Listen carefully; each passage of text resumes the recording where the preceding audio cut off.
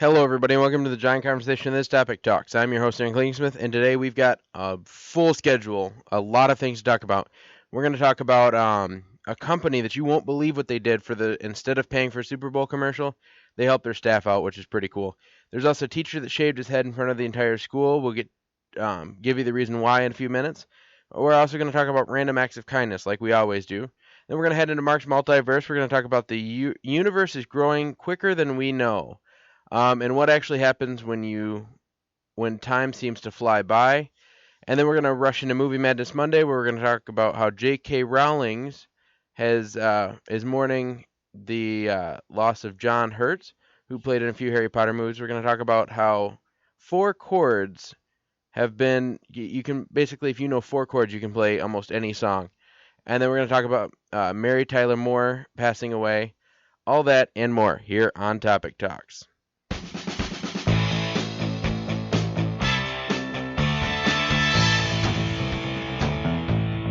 Welcome to Topic Talks, where we talk about the topics you care about and leave out the ones you don't. We talk about what most news sources don't: media, movies, and the multiverse. We even invite guests to come talk topics with us. Come join in on the fun. Let's get started.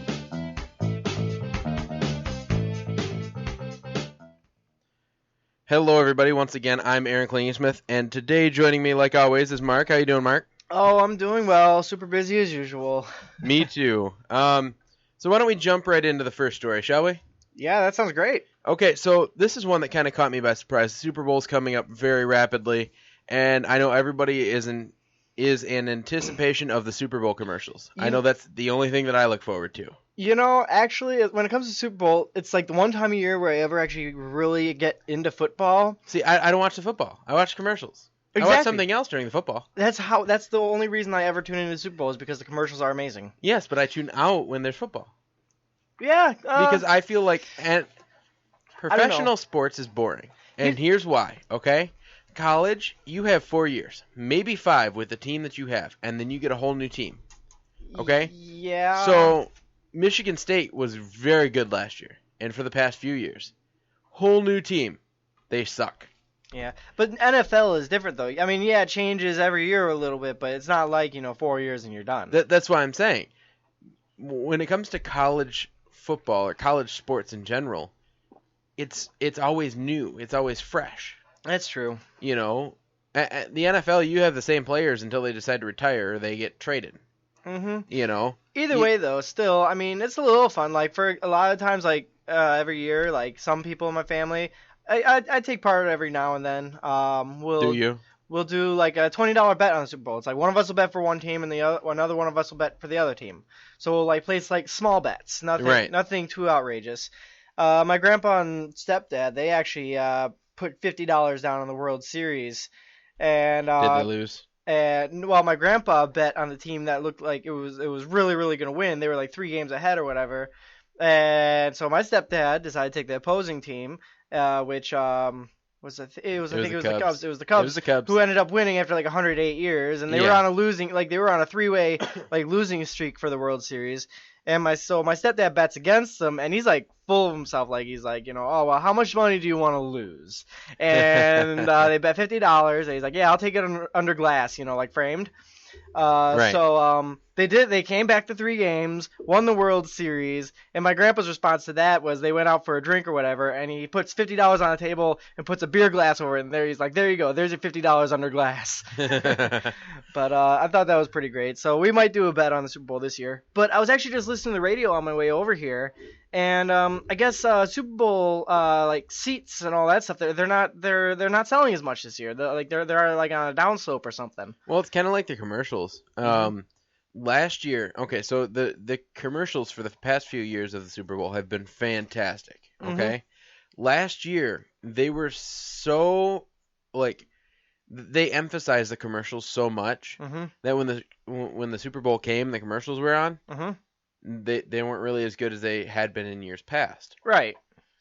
And I also think it's the teams.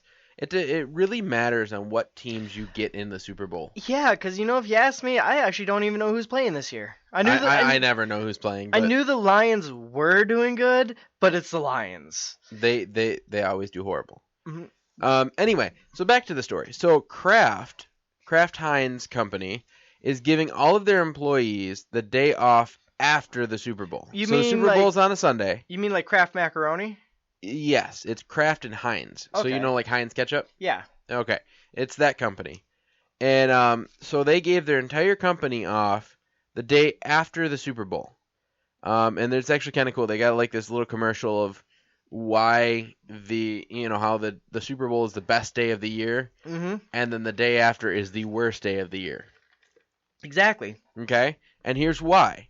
There are 1 billion, or no, sorry, my bad. There's 16 billion people expected to call in sick the day after the Super Bowl, which means there will be $1 billion lost in productivity. Yep, I believe that. Okay? So Heinz is like, well, why don't we, instead of paying for this obnoxiously expensive Super Bowl commercial, why don't we give our staff the day off after the Super Bowl? That way, not only are you not losing money on the commercial, but you're also not losing money in call-offs in the next day. Now, the company released a statement that says, we were inspired by a conversation that we know everyone's watching the game and is already having a good time. So, but it was really cool. They actually, in this little commercial, they were dressed up like the ketchup bottle from Heinz. Oh, really? And like his dad was dressed up as, or his like, it was his dad was dressed up as, or no, his grandpa was dressed up as like maybe it was his dad. Either one was dressed up as like the old, like glass Heinz bottle. Oh, you know yeah. what I'm talking about? Yeah. He was dressed up as like the new plastic one. Oh, that's cool. Now, as I was reading, I'm like, this is too good to be true. It is a little bit too good to be true. Okay, the only people that get the day off are everybody who's on salary. Okay. Now that means no hourly or part-time people get the day off. Okay, so it's not the entire company. So it is a little bit too good to be true. Well, usually salary is a little higher up, anyways. I mean, Right. A lot of time you get the hourly wages; those are just like the grunts. Right. You know. Actually, those are the people who are probably more likely to call in. Now, the company took this one step further, and they have an online petition that they want to send to the Senate with 100,000 signatures declaring the Monday after the Super Bowl a national holiday. So companies close down. Pretty much. Well, I mean, I like the sound of it, but at the same time, to me, it doesn't matter because I work at a radio station on Mondays.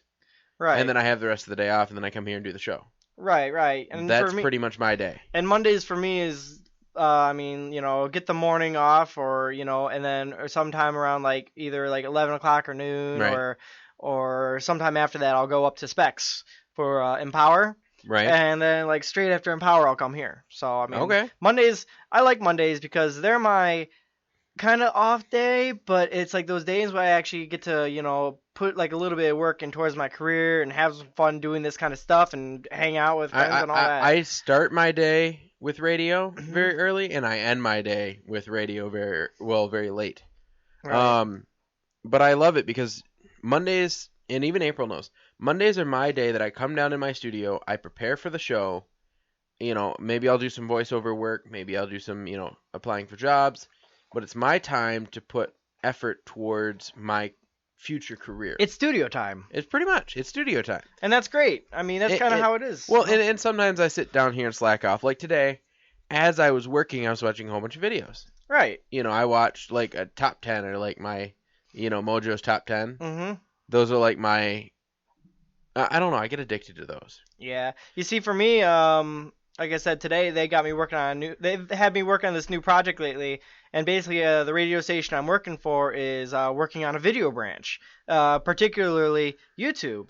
So nice. So the guy who the guy who was in charge of this, he's got me working on this, and basically like I'm the only person working on this. I'm kind of like the person that's they're working me into the system, and they're gonna hire me in at the end of this.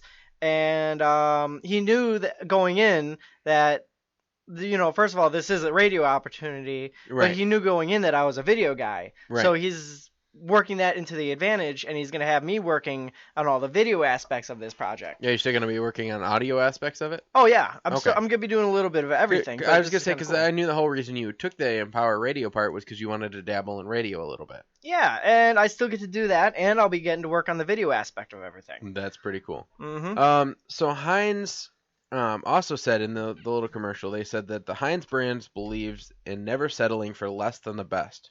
And America shouldn't settle for a horrible Monday after the best sports day of the year. At the same time, yeah. I kind of like that. And everybody hates Mondays. Yeah, really. Well, okay, so picture this in your head, okay? You're planning for a Super Bowl.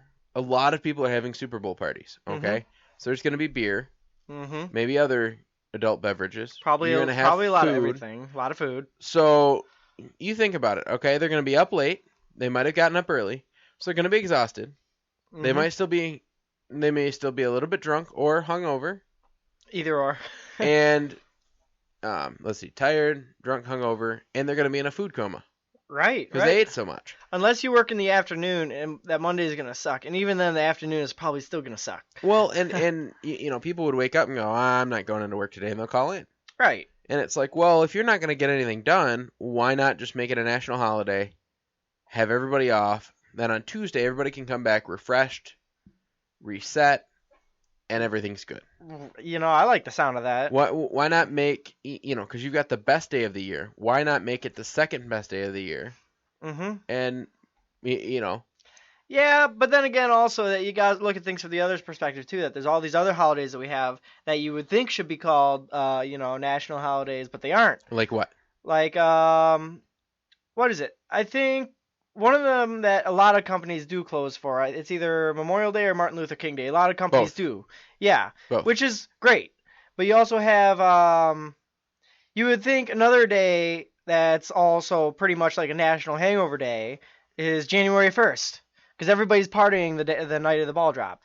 So, literally, 80% of the population... So that would be New Year's Day. Yes, New Year's Day. And a lot of people have New Year's Day off. Not really. No, I don't know any companies that call off New Year's Day. I had New Year's Day off. Oh, I don't know any other... I don't know personally any companies that do. My work had me working on my New Year's Eve, which was actually also my birthday, and then they also worked me New Year's Day. Nice. Which was New Year's Day was my birthday. So either way, I don't know though. Then again, that's restaurant industry. I was gonna say I went to bed early on New Year's Eve, and then I partied on New Year's Day. So, anyway, we're getting a little bit off track. Yeah. So I thought this was kind of cool, and I don't know. I just thought it was a cool little story. I think I like it. I like the concept of it. And I think more companies should do that. I think a lot of companies hold really high expectations and more or less take advantage of workers, so to speak. It's like here it is.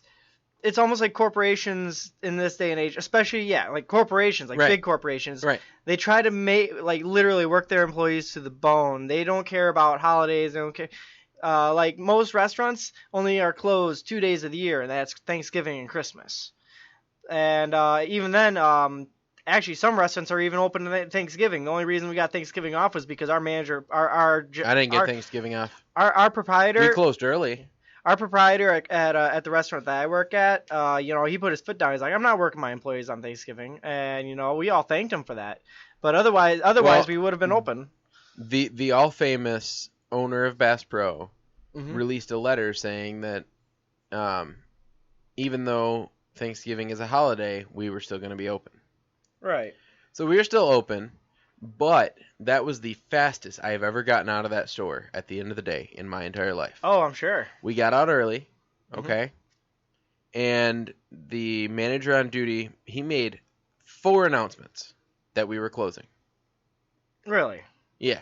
He made a half hour, a 20-minute, a 10-minute, and a closed.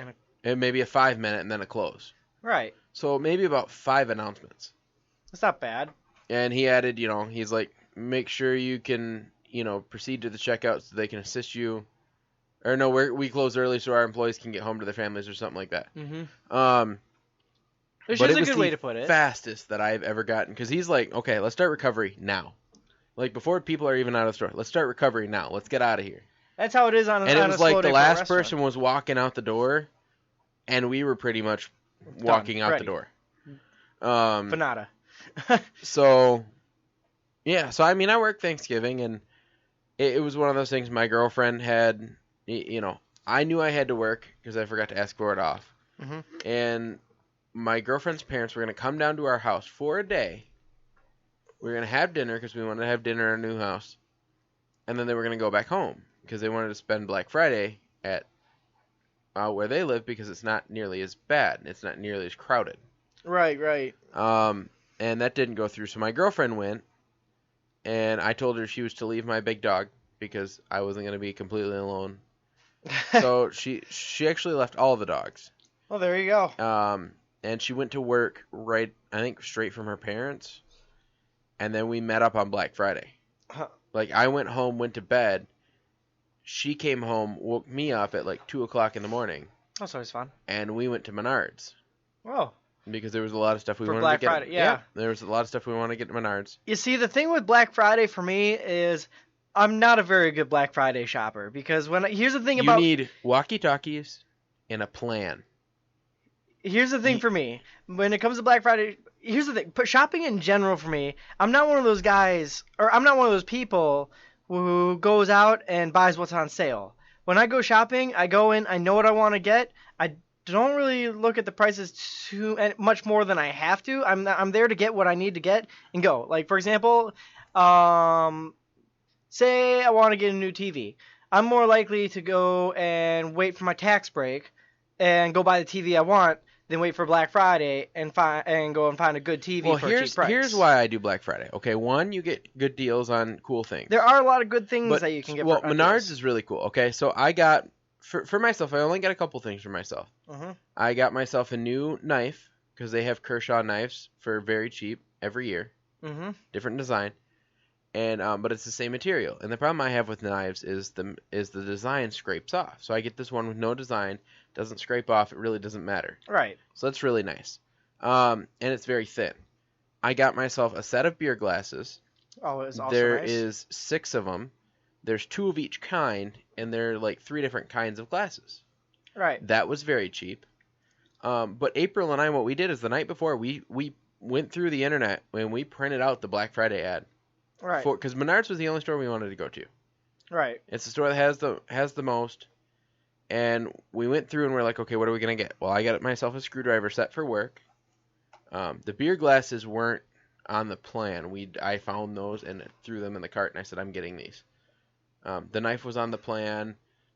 There we got, but we also needed to get gifts for our gift exchange because we had 2 different gift exchange, maybe 3, for Christmas. We did the whole greedy Christmas thing, and so we needed 2 gifts per party, one for each of us. And that was really cool. We got what we wanted. We got little presents for my nieces and my nephews and her niece, and we just we go around, we get what we want. Pretty much what we do is we develop a plan. Okay. We kind of separate and try to figure out because Menards has a map, so you can know where everything's at. So April's like, okay, well, I'm gonna go here. You're gonna go here.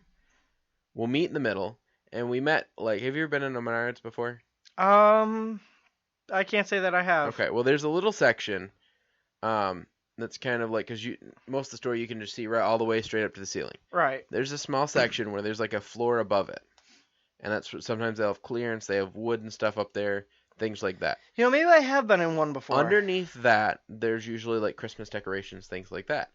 Well, that was away from the crowds.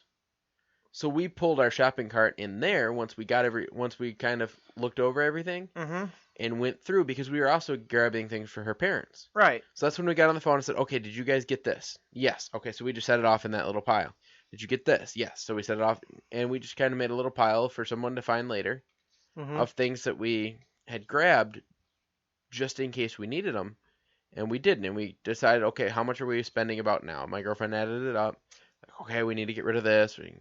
Get rid of this. And you guys making a whole operation out of it. Pretty much. The only thing I didn't do is I forgot to grab my walkie-talkie so we could communicate. Right. You see, like I said, I'm not a good Black Friday shopper. I'm not a good sale shopper. I'm the kind of person I eye out what I want, I save up for it, and I get it. I don't really do much of Anyway, it. I'm we're good at saving money. I'm just not good at exploiting I was gonna sales. say we're way off topic. Okay, Yes. so let's move on to the next one. So a Okay. teacher shaved his head in front of the entire school, or got his head shaved in front of the entire school. Now there's a little bit of a backstory behind this. There was a student who was struggling because his grandfather had cancer, and so he decided he wanted to do something to kind of support his grandfather, and so he decided he was going to shave his head, which is something that's popular, especially with cancer patients and things like that. Their friends will shave their heads. Mhm. There's actually a country song about it. Rascal Flatts did a song called Skin, and it talks about how this girl, she got diagnosed with she got a cut and it wasn't healing. She got diagnosed with cancer. She started losing her hair. She shaved her head, and she was worried about going to prom with no hair. And her boyfriend shows up and he shaved his head. So it's a very good story, very cool music video. And so that's a popular thing. I know a lot of people who did it because there were a couple kids in my school who had cancer, and they did survive. They went into remission, but they had friends that shaved their heads. It was just a thing. Mhm. Well, Go ahead. this wasn't nearly as because our school accepted it. We supported those people immensely, and so but this school didn't. I mean, this kid got called things like um, they'd ask him, "Hey, do you have cancer?" Or they'd say, "Hey, baldy," or things like that. Mhm. Very hurtful things. Right. Actually, I remember one time in high school, um, I shaved my head, and it was just because I wanted to shave my head. Right. Like my hair was getting really long. I'm one of those people that when I shave or when I get a haircut, I usually just go all out and just buzz my head. See, I look dumb like that. I tried that And once. I don't think you've seen me with a buzz head, have you? Mhm. Hmm. But anyways, You had kind of long hair when we first started school, and about halfway through, you shaved it all off. oh yeah. But anyways, so back in high school, and you know how high school is. Everyone's immature. Nobody's mature in high school. And I remember, when I shaved my head, there was a lot of people who were like, "Oh, hey, hey, man, do you have cancer?" Or a lot of people like everyone just associates a buzzed head with cancer. Right. And so it's like naturally I got that. Another reaction was people thought I was going in the military Yeah, because there is back in that high too. school is when I started working out, and I mean I don't think I really am anymore, but back then, man, I was ripped. And so like people thought I was going to the military. Another day, oh, this is great. One day in my English class, I buzzed my head, and let me put it this way: the day before, my head was out of control. Like I had so much hair, and so I go out one day and I buzz my head. I come to school, and my teacher's taking attendance, and she calls my name or whatever. She looks around, she doesn't see me, and then she finally spots me, and she's like, "Oh my God, Mark, what happened?" It was just great. She didn't even recognize me. But either way, Anyway, yeah. this kid was getting, tormented by his fellow students, and this principal saw this was going on, and he had to act somehow. Right. So what he did, and actually the principal said, it really stuck with me. He's just a kid, and he's already going through something with his grandpa, stage 4 lymphoma. Some of his friends came up to him and asked, "Hey, do you have cancer?" "Hey, baldy." Um, and so, like I said, because of that, his principal said he had to do something. Hmm. So the principal, in front of the entire school, had this particular student shave the principal's head. What, the principal that was making fun of the kid? No, the principal wasn't making fun of the kid. The No, other students were making fun of the kid. yeah, no. The principal felt bad for the kid that was getting made fun of Okay. and wanted to help and make him feel kind of normal. Hmm. So the principal got his head shaved by the student who was being picked on, whose grandpa had lymphoma. Oh, okay. All right, that makes sense. It took you a minute. Yeah. It took. Well, I mean, I wasn't sure if you meant the student that had, You were just all sorts of confused. I thought you were talking about the student that was making fun of the kid, and he's like, he as a punishment, he had him shave his head. I'm like, No. It was the principal got his head shaved by the student whose grandfather. whose grandfather Yep. had cancer Okay. Yep. That and makes had sense. his head shaved. Yep. And I think this is a really cool act, and especially from a principal. Yeah. There was really no relation that I could see from the principal. So it was just one of those things where this principal is obviously very close with his students. Mm-hmm. And like I said, he was quoted to say that he felt really bad for the student because he had to go through dealing with his grandpa having lymphoma, and it Mm-hmm. seemed like him and his grandpa were very close. Right. And it had, so he did something about it. He wanted to show support, but he was getting made fun of, which isn't right by itself. But either way, so I don't know. I just saw the story. It kind of stuck out with me. And originally, the title of the article I read was "Student Principal for Student to Shave His Head" or something like that. So I read it and I'm like, so the principal's making the student shave his head. That's what it was. The principal made the student shave his head. Mm-hmm. And so you're like, why would the principal make the student shave? Like, You were as confused as I was. I was. And then I read the story and I'm like, Oh. Yep. I just had like that moment of like, Oh, that's what they meant. it was a moment of, oh, that's the wrong one. It was supposed to be like a ta-da. Oh, well. Either way, still, yeah, very cool story. I think it's good to see people, who can stand up and, well, take a stand like that. Yeah. We live in a day and age where, that kind of thing is important. You have to stand up against the people who, tease and oppress. Right. So, I mean, it's good. Yes, it is. Mm-hmm. So anyway, again, I thought this was an awesome story. Mm-hmm. I thought it was very moving. I'm gonna have to figure out the next time I want to shave my head. Made me tear up a little bit. Definitely. I'm thinking probably after ShudoCon, which would probably be like late March, I might get my head shaved. So late March, you'll probably see me with a bald head again. That's okay. I've seen it once before. So moving on. And this one I really like. Here on the show we talk about random acts of kindness all the time. That we do. And we try to promote it as much as possible, or at least I try to promote it as much as possible. That as well. And that's why I chose this story to kind of end our kind of news segment. And here's why. I titled this one Random Acts of Kindness because there is this girl. Her name is Becca Schofield. Schofield, thank you. Mm-hmm. She is 17, and she has brain cancer.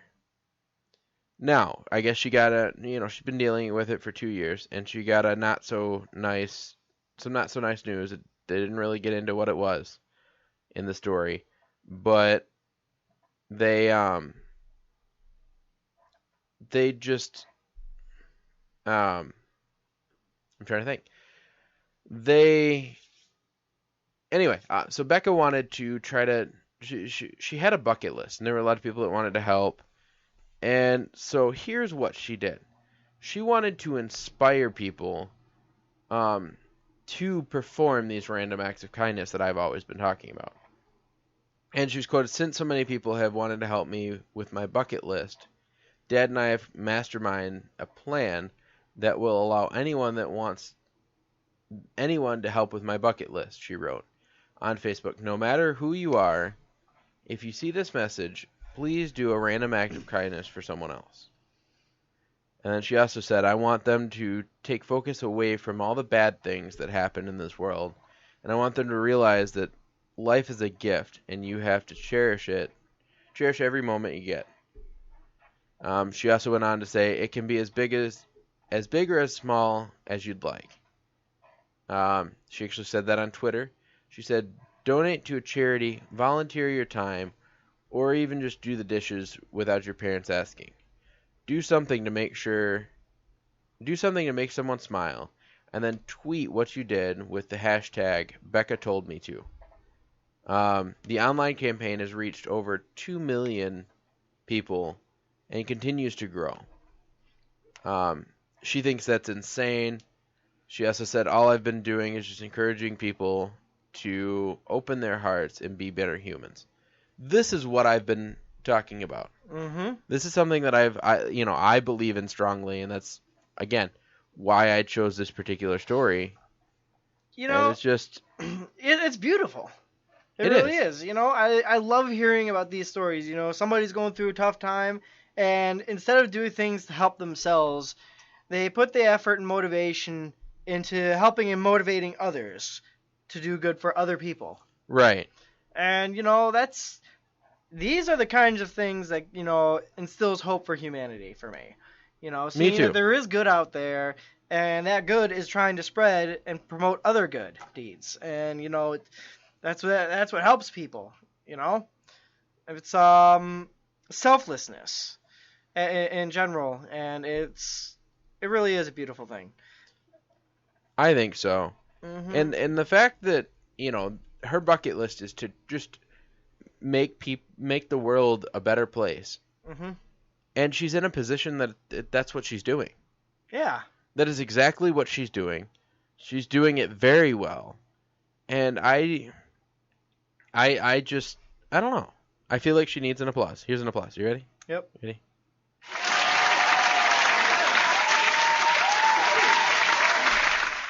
Yep. No, I think it's awesome that and I think my favorite part is she says it can be as big as little as you want to. She's like, you can donate, volunteer your time, or do the dishes without your parents asking. So it's not even like big things. It's little things. Do Mhm. do the dishes, take out the trash, do something without being asked to help someone. Right. And That reminds me of this one article I was reading one time. It was about essentially training your child to become Santa Claus. Is right, essentially what it was. It was basically it's a way to help your child still believe in Santa, and without it really being a lie, and them becoming a better person for it. And basically, you know, this when the child gets to be the point where they start realizing that Santa Claus isn't really a thing, you know, the father talked to his son and told him about, you know, I don't remember exactly how it was worded, but long story short, you know, it was, you know, he told the child, his son, to, you know, find somebody who you wouldn't think deserves much, and you know, go out of your way to find something that they need in their life, and without their knowledge of you doing it, fulfill a need for them to help them out. And there was this bitter old lady who lived on the street, you know, always yelled at kids and all that stuff. And every morning she would come outside and get her newspaper in bare feet. So, you know, the child noticed that she was always wearing bare feet. So, you know, he went she out. was hold up. She was wearing bare feet. Yes, wearing bare feet. Whatever. Anyway, so he went out and got her a pair of slippers and put it on her, you know, front doorstep. And sure enough, the next day she came out and got her paper and she was wearing the slippers. And so, you know, he was helping teach his son, you know, basically the concept of Santa Claus is to, you know, help other people with selfless acts without having to take credit for it, essentially. And, you know, then they ended up having another kid, and then you know, the son helped, you know, break the second child into this tradition. Right. And I mean, I'm leaving out quite a few details because I don't remember word for word. But you know, it was a really beautiful thing. I have it saved somewhere in my phone, so that way, when someday, if and when I have kids, I can do the same thing because it's inspirational. But you know, it's again back to the, you know, the selfless deeds for other people and helping and, you know, spreading the goodness, spreading the love. It's good. Is it good? It's good. Okay. Yeah, no. So this was just a story. I've preached it before, many times before, but this was something that I thought was really cool. Um, and from somebody who's in a position that, could do something like that. And on that note, I think it is time that we move on. Do you know what time it is, Mark? What time is it, Aaron? It's time for Welcome to the multiverse. God, man, it still gets me. It turned out better than I thought it would. It really did. I just threw stuff together. Mm-hmm. So, you know, this week on Mark's Multiverse, you know, a lot of time I talk about space. Sometimes I talk about tech, and you know, I got a little bit of both this week. But I also have a matter of perspective for us this week. A matter of perspective. Which I'm is intrigued. Which is going to be my third story. I'm and intrigued. I'll get to that. But I'm going to start off with the space story, and it's basically about the universe. And you know how some people think that the universe is ever expanding? Yes. And then there's also the people who think that the universe is already expanded and now it's going to contract and eventually collapse into nothing. I didn't know about that, but now I'm scared. Thank you for that. No problem. Okay. And then there's also the people who believe that there is an edge to the universe. And then there's people who are Whovians and believe that you can travel through space and time. Yeah, there's also those. But basically, recent evidence is proving to show that the universe is actually growing. And not only is it growing, but it's growing quicker than we knew.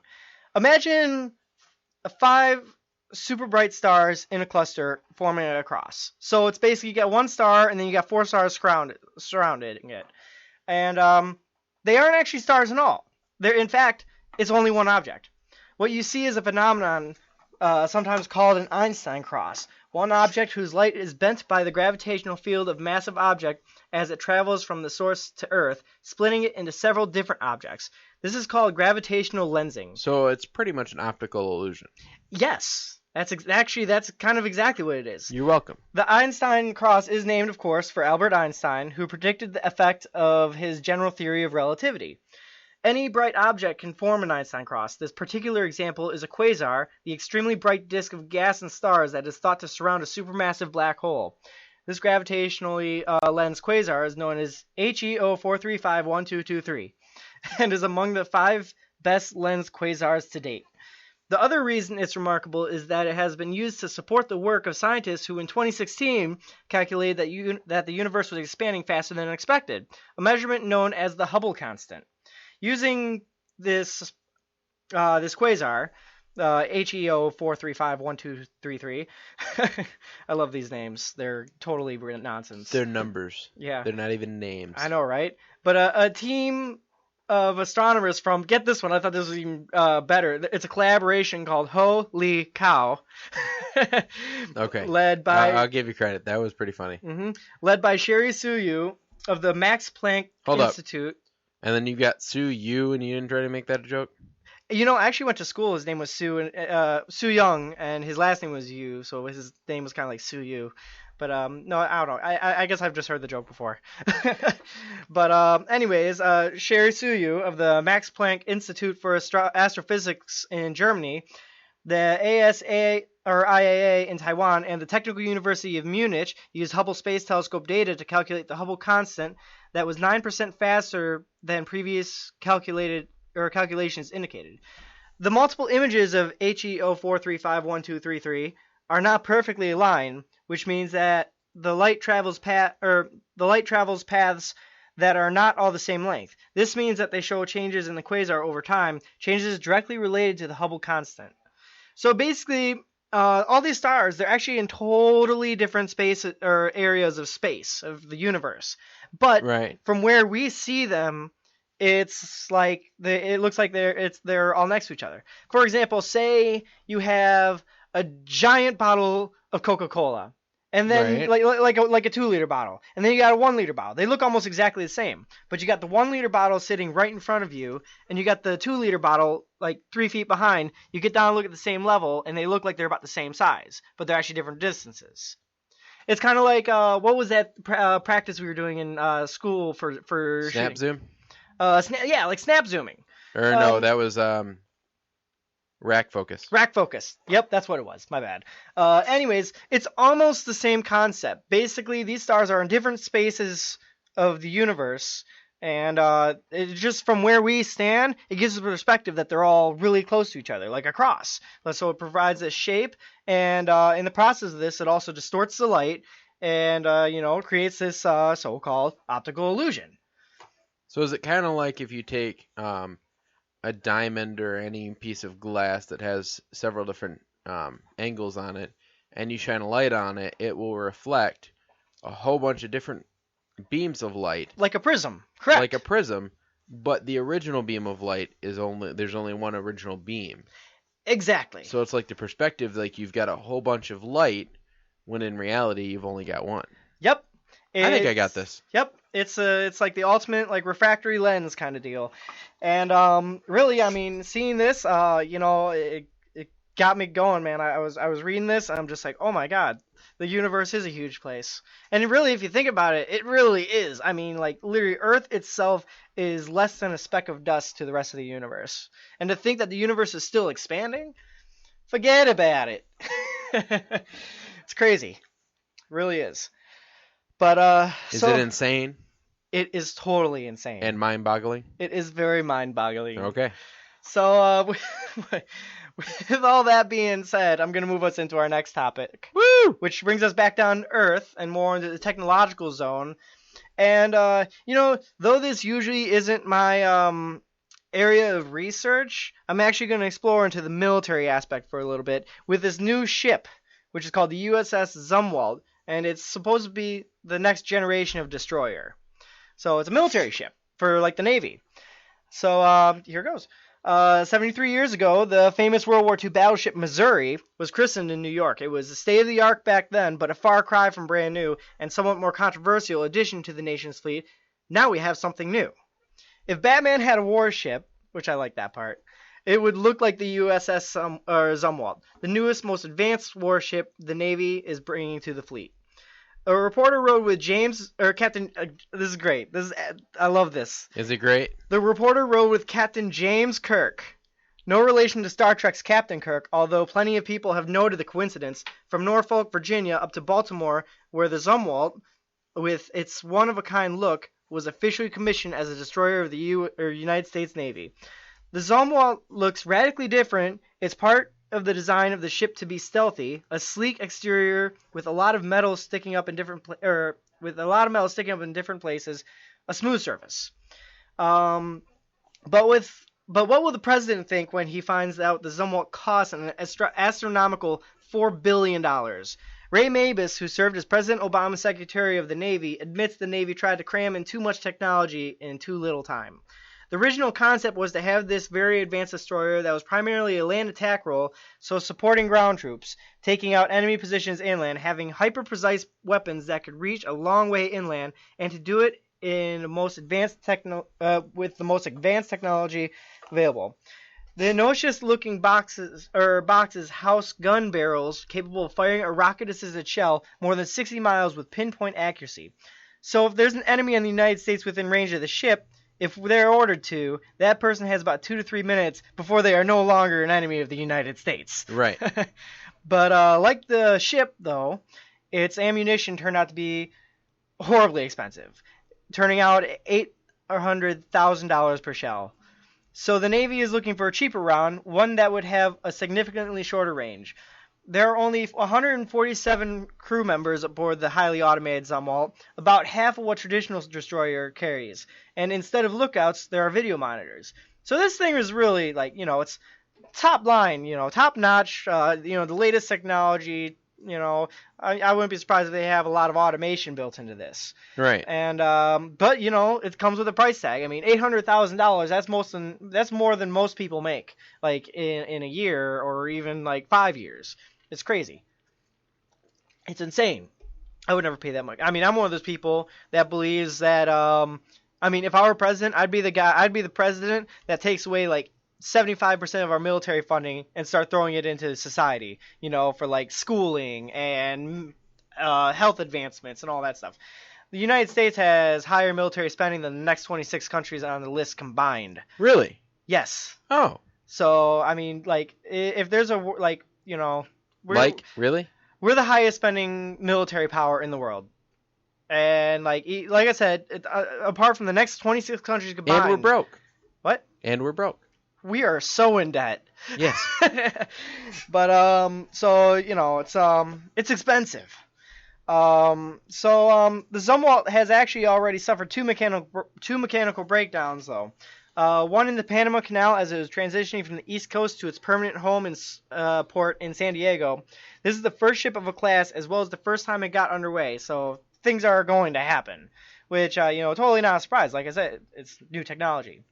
So the USS Zumwalt is easy to recognize, but it will take a while for the Navy to figure out how to use it and for history to know how to think of it. Aaron, if you click on the link I have here, you'll see a picture of this ship. It's pretty futuristic looking, actually. It's this thing looks like something out of I don't even know. It just looks so futuristic. It looks like if you wanted it to, it could just take off and fly and go into space, or it could go to the deepest depths of the ocean. It looks like the kind of ship you could literally take anywhere. But it's pretty sweet looking, and that's actually what caught my eye about the story. And then I read about it. I'm like, oh, this is crazy. This is awesome. But again, very expensive. Not something I would put my money on. Not something I would put on my bucket list or Christmas list or whatever list. But it's cool. It's cool. I think it's cool. Anyways, so moving on to this next story. Aaron, here's the one that I kind of had you interested in with. It's a matter of perspective. Okay. Have you ever noticed how sometimes time seems to go really, really slow, and other times time seems to go really, really fast? Yes, and when I'm at work, it goes very, very, very slow. Yep. When I'm here, it flies by. And then when you look back like a couple months, like you can't even remember what you did on a certain day, and then it just feels like life is just flying by. Yes. Well, there's a concept to that. Yes. It's called Time Flies When You're Having Fun. Somewhat. Here, I'll tell you about it. Basically, no one is born with an innate understanding of time, and babies must learn to synchronize and coordinate their behavior with the rest of the world. Until then, they demand attention at all hours of the day and night, completely appending their parents' schedules. And for all of us, travel can be disorienting and disruptive, especially if we visit a place where time is organized quite differently from what we're used to. I can attest to this firsthand. Within the past year, at my girlfriend's house, 2 newborns have entered life. Okay. And they like to cry. Yes. A lot. Right? And it's hard to sleep. Right. Especially when we're all just in like a little trailer. Right. Yeah. Yeah. Usually. But usually how it goes. Yep. So I can attest to that. But we're all able to eventually adjust, babies included, by adapting to a system of standard temporal units, minutes, hours, and days of the week. Despite the effectiveness of this system, there's still a big difference in how we perceive the passage of time, how fast or slow time seems to go by. A few minutes may seem to last forever. One moment. When we're waiting for the light to turn green, or we may be shocked to realize that a year is almost over. I think we all experienced this, this previous month. However, a lot of us with a lot of joy because 2016 is gone and now it's time for 2017 and everybody's scared because Trump's president now. Anyways, this all begs the question, where does this distortion occur? What causes it? Time flies when you're having fun. You'll see. The circumstances are quite varied, actually, but they can be classified into several general categories. First, there's intense suffering, like torture, or intense pleasure, like sexual ecstasy. Time doesn't always fly when you're having fun. Then there's also violence and danger. Soldiers, for example, often describe time slowing down during combat. Waiting and boredom may be the most familiar. Solitary confinement in prison is an extreme version of this, but working the counter at a job and having no customers will also do the trick. Next, high levels of concentration and meditation can influence the subjective passage of time. Various athletes, for example, perceive time to pass slowly when they're in the zone. Yet people are adept at meditation can produce comparable effects. Finally, there's also shock and novelty. For example, the perceived passage of time can slow down when we're doing something new, such as learning a challenging skill or going on a vacation to an exotic location. Paradoxically, then, time is perceived to pass slowly in situations where there is almost nothing happening or a great deal is happening. In other words, the complexity of a situation is either much higher or much lower than normal. From the standpoint of a clock or a calendar, each standard unit is exactly the same. Every minute contains 60 seconds. Every day contains 24 hours. However, the standard temporal units vary in what's been dubbed the density of human experience, the volume of objective and subjective information they carry. For example, the density of experience is high when objectively there is a great deal happening, as in the case of combat. Yet the density of experience can be equally high when there is almost nothing happening, as in the case of solitary confinement, because that seemingly empty period of time is actually filled with our subjective involvement in self and situation. So thinking, stressing. So basically, whether you're excited or not, if you're not enjoying, what I'm getting is if you're not enjoying what you're doing, time goes slow. I mean, Because people don't enjoy being in combat, well, I mean, I'm sure there's some people who and do. you don't enjoy being bored. I mean, I know people who are in the military, and like they're the kind of some of them are like the kind of people where they absolutely jump at the idea of combat. They're like, all right, I'm ready to go, because they're trained like that. Some of them. But basically, though, that empty period of time is actually filled with our subjective involvement in self and situation. We're concentrating on our own actions and surroundings, think about how stressful our circumstances are, or even obsessed with how slowly time has been passing. So, a lot of that can affect how time is passing for us. Right. Like it's all a matter of perspective. Thus, the answer to this paradox lies in how unusual our circumstances are. So if we don't know what we're doing and we're learning a new skill, it'll go by very slowly. Right. If we know what we're doing and we've done it for a while, it goes by quickly. Exactly. It's like repetition. It's like, if you work in food service, you're learning how to make a dish. At first, the first couple times you're going to make it, it's going to feel like you're spending like 10 minutes doing this. After a while, after a couple months, you can make this whole thing and it'll feel like it's been maybe 2 minutes. But it'll all have been the same time. It will all have been the same time. So thus right? Mind blown. Mind boggling. Thus the answer to No, that's mind blowing. Mind blowing? Okay. My mind is blown. The answer to the paradox lies in how unusual the circumstances are. We pay increased attention to strange circumstances, which amplifies the density of experience, and time, in turn, seems to pass slowly. It follows, then, that time seems to pass quickly when the density of experience is abnormally low. This compression of time is something that occurs when we look back at our immediate or distant past. Two general conditions can compress our perception of time. First, there are routine tasks. When we are learning them, they require our full attention, but with familiarity or training, we can now engage in these activities without devoting as much attention to what we are doing, such as driving home using a standard route. Say you have a busy day at work. You might be doing complex things, but your routine, because you have been doing it for so long, it goes by easy. Given that we behave more or less unthinkingly, each standard temporal unit contains very little memorable experience. The density of unique experience is low. And at the end of the day, time seems to have passed by quickly. We're pleasantly surprised to discover that it is already time to go home. The erosion of episodic memory is the second general condition that makes time seem to have passed by quickly. This is something that affects all of us, all of the time. Our memories of the routine events that fill our days fade with time. What did you do on the 17th of last month?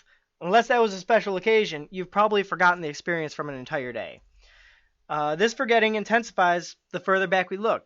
In another study, they asked people to describe their perception of the passage of the time yesterday, last month, and last year. They felt that the previous year had passed by more quickly than that last month, and that the previous month had passed by more quickly than yesterday. Objectively, of course, this doesn't make sense. A year is 12 times longer than a month, and a month is 30 times longer than a day. But because our memory of the past erodes, the density of experience per standard temporal unit decreases, leaving us with a perception that time has passed quickly. So pretty much, if we know what we're doing, while we're doing it, once it's over, we pretty much forget that it happened, or forget about it after a while, which makes it seem like time goes faster when you're doing something you know, and it goes slower when you're learning something new. Right. It's kind of like this concept that I've talked to people about before. It's like, imagine, how to put it? You have your timeline, which is your lifespan up to this point. And then you have your memory bar. Right. So basically, as this time of your lifetime fills up, that memory bar stays the same.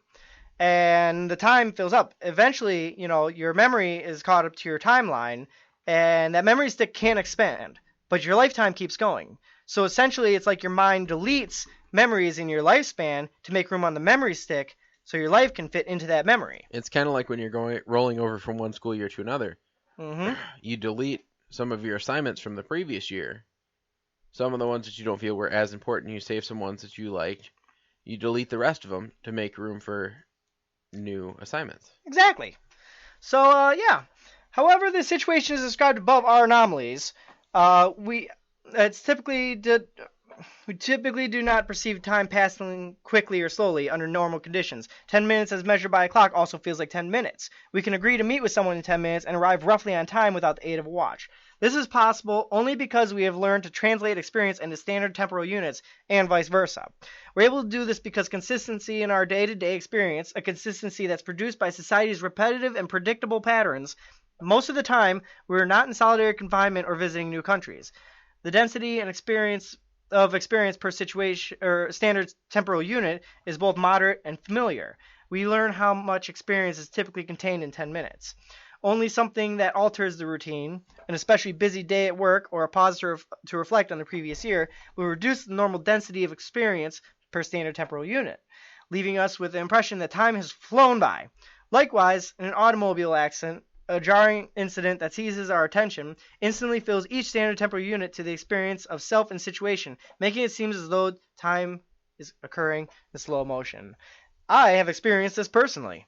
Have you? I have. There was one day I was on my way home from my friend's house who lived either in Clarkson or Clawson. It's out in this direction somewhere. And I was on that the freeway turnabout. 75? What?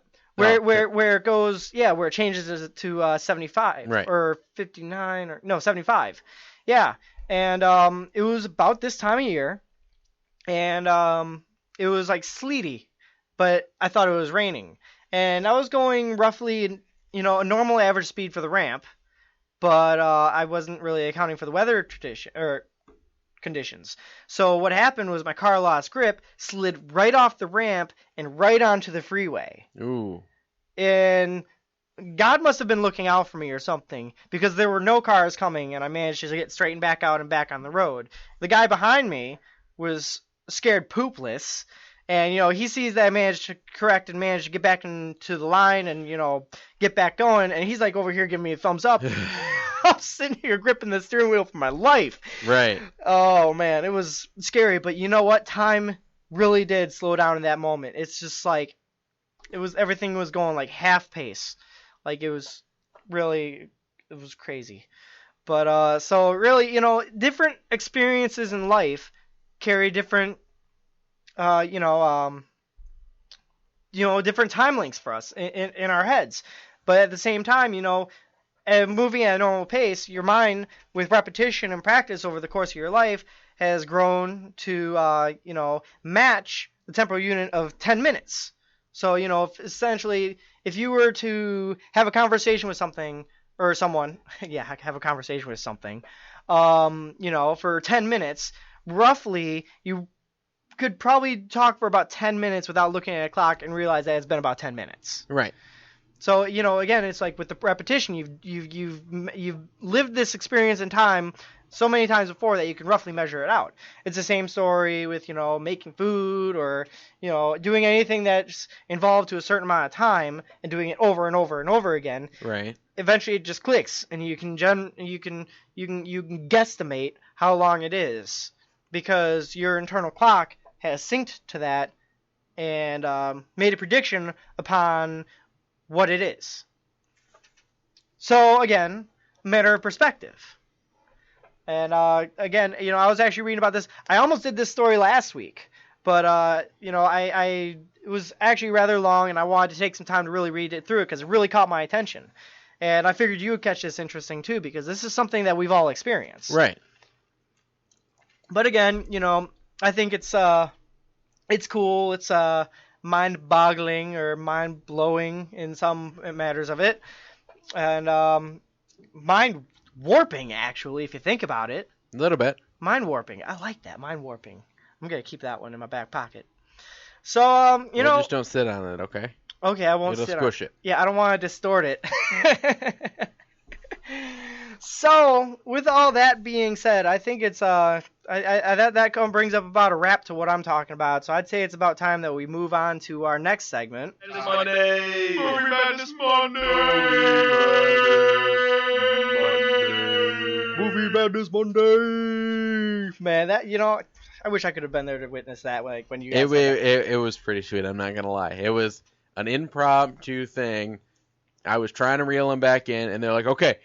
And we sat there in silence for like 2 seconds, and one of them just started. He's like, Movie Madness Monday, and my other friend chimed in, and it came out flawlessly. so flawlessly that I dug through 2 hours, actually more than 2 hours, because I tried to remember what show it was in. Mm-hmm. More than 2 hours of just audio, trying to find that little golden nugget. Pretty much that golden nugget of an audio. And I cut it up. I put a little bit of an echo on it, and it's one of my favorites. Love it. Love it, love it, love it. Anyway, so do you want to kick off Movie Madness Monday? Yeah, sure. Actually, this first topic, I kind of have to just add a little bit to it. Me and Jenna, we've taken some time together, like in the past couple weeks, and we started doing a Harry Potter-a-thon. Oh, great. Yep. Justin borrowed all of my Harry Potter movies because his wife, he had never seen any of the movies. Yeah, and his wife was like, "You need to watch them all." So there's a giant hole in my shelf right now because I'm waiting for him to get out, like to watch them all and return them. But yeah, he made sure he wanted to borrow them, so I loaned them to him in a little Star Wars baggie that I had. Harry Potter in a Star Wars bag. That's Yep. like the nerdiest thing ever. I think so. Yep. Yeah, basically we've been watching a lot of Harry Potter lately. We just watched The Goblet of Fire the other night, and I'm hoping we can watch Order of the Phoenix sometime soon. Harry Potter is such an amazing series, and I got them. I bought them. I didn't buy them for the longest time, and I don't know why. But then I finally bought them, and I got them all in like a Blu-ray package, and the whole box is maybe an inch and a half thick, the whole package. So really, it's pretty great. I actually just got this other thing too in the mail. It's called an Amazon Fire Stick. Yes. And basically, it lets you stream anything. And right. And it's pretty cool. I haven't had a chance to use it, but I've seen my friend use it at his house before, and he ended up ordering it for me. And I think he has some programming on it that makes it work better or stream more. Anyways, I could pretty much watch anything on this, literally like anything. So now I'm going to be learning how to use that, and I'm going to be streaming all kinds of stuff. But reeling us back in towards the Harry Potter thing, J.K. Rowling mourns the deeply beloved Harry Potter actor John Hurt. British actor John Hurt, who died Wednesday at 77, played more than 100 roles during his career, including wand shop owner Ollivander in the Harry Potter franchise. On Saturday, one day after Hurt's death was announced, Potter author J.K. Rowling paid tribute to the beloved actor. "So very sad to hear that the immensely talented and deeply beloved John Hurt has died," Rowling wrote. "My thoughts are with his family and friends." Hurt portrayed Ollivander in 3 of the film adaptations, with the first, Harry Potter and the Sorcerer's Stone, containing the memorable scene where Harry accepts his first wand. Right. "The wand chooses the wizard, Mr. Potter," said Ollivander to the young Potter. In the final 2 films of the series, this scene took on an integral meaning as Harry learns of his connection to he who must not be named. Right. Ginny Weasley actress Bonnie Wright also shared a touching tribute on Twitter, saying in part, "Wand shopping won't be the same without you." That's darn near bringing a tear to my eye, man. I That's know. So sweet. I mean, like... Suck it up. You're good. You got this. Yep. So it really, it's... I'm really hoping this isn't setting the trend for 2016, just like, or, just You like... mean 2017, just like 2016. Yeah, but, again, with time, it's, just because it's new year doesn't mean time's going to change. Okay, well, on the same subject, I'd kind of heard something about it. I was, because I was, scrolling through my feed, and it said, Matt Smith pays tribute to John Hurt. And I'm like, why?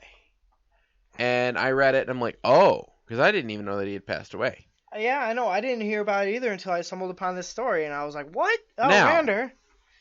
You'd said that he's played in hundreds of different roles. One of my favorites, other than Harry Potter, that he played in was he played in the 50th anniversary episode of Doctor Who. Really? Yes. He played in the 50th anniversary episode. Now, there are supposedly now 12 doctors. At the time, there were only 11. Okay. Okay? Now, he's called the War Doctor. Okay. He's not counted in that original lineup. All right. Because the story behind the Doctor is there was a time war. Right. And he pretty much, it was said that he pretty much killed off his own people. Oh. So the whole premise behind the 50th anniversary episode is there's this monster that got out Mm-hmm. of a painting, and the 11th Doctor's trying to handle it. Well, behind the scenes, there is the War Doctor, okay? He has this machine, and it looks like one of the original companions to the 10th Doctor, Rose. And he wants to see what life would be like if he did this thing. Right. So he travels in time using this machine, not his TARDIS, just this machine, to see what he would turn out to be like. Really? And it created a paradox that brought the 10th Doctor, the 11th Doctor, and the War Doctor all together. And in the end, it brought on all technically 12 Doctors at the time. There's only 11 counted for, but Right. including the War Doctor, it was 12. So that's where it gets kind of confusing. The War Doctor was played. Don't you mean wibbly wobbly timey wimey? Yes. The War Doctor was played by John Hurts. Really? Yes. You know, I could totally see him being one of the Doctors. Have you seen his photo? I'll pull up his photo and show you. But no, he played a very believable role, and he was very good in it. So that's why Matt Smith, he was the 11th Doctor. Mm-hmm. That's why he was playing a little bit of a tribute. It was actually at the Actors Guild Awards. The Actors Guild Awards. Matt Smith, like I said before, who played the 11th Doctor, took a moment to remember the actor by saying he was a wonderful man and a brilliant, brilliant actor. And like I said, they shared the screen as on the 50th anniversary episode, which is called The Day of the Doctor. And I guess Matt Smith spoke fondly of what it was like to work with, and in his words, the acting legend. He said, "I was like, oh my God, is that John Hurts? He turned out to be an absolute hero." So that's really cool. The fact that I love when you find out that celebrities are actually who you think they are. Mm-hmm. You know, what's even I think it's kind of funny too, though, is actually this brings us back to Harry Potter. One of the actors, you wouldn't believe who, is actually an amazing person in real life. I forget his name, but the guy who played Draco Malfoy, he was just such a jerk in the movies, but in real life, turns out he's like a super nice guy. Well, if you can hate a character, the actor is doing their job. That's true. how I look at it. Yeah, I guess that's true. If I go, I hate this character, I very much respect the actor. Yeah. Because of because the fact that I hate their character means they're doing their job right. Right. Like, I think his name is Jeffrey Dean Morgan. I think that's what it is. He plays Negan in The Walking Dead. And, towards the beginning of this newest season, man, I was hating him so much, man. Like, he was, But he was also John Winchester in Supernatural, which is another show that I absolutely love. And he didn't exactly play the best guy in that either. But he's a brilliant actor, you know. Whatever role he's playing, he captures it. And as much as I don't like the roles he plays and a lot of the stuff I see him in, he does them good. Right. I mean, like you said, you know, if you can hate the guy, if you can hate a character, then the actor's doing their job right. This one I thought was kind of funny and kind of typical, honestly. Taylor Lautner, who by some of his roles you would think he's like a total nice guy, but I hear he's totally not a nice guy in real life. I could see that. I could totally see that. But either way, though, it just goes to show, you can't judge you can't judge an actor by their roles. Or well, not all the way at least. I mean, sometimes they can be really good. Oh wow! So that's what he looked like as the War Doctor. That's what he looked like as the War Doctor. He looks like a War Doctor.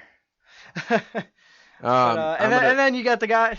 Oh, Small World again. Yeah, that's right. What's the guy's name who plays the other Doctor who is in Goblet of Fire? What's his name? David Tennant. David Tennant. David Tennant also plays like I said, Harry Potter. we were just watching Goblet of Fire like last week, so we were watching David Tennant in that, and man, he did good in that role too. Yes, he did.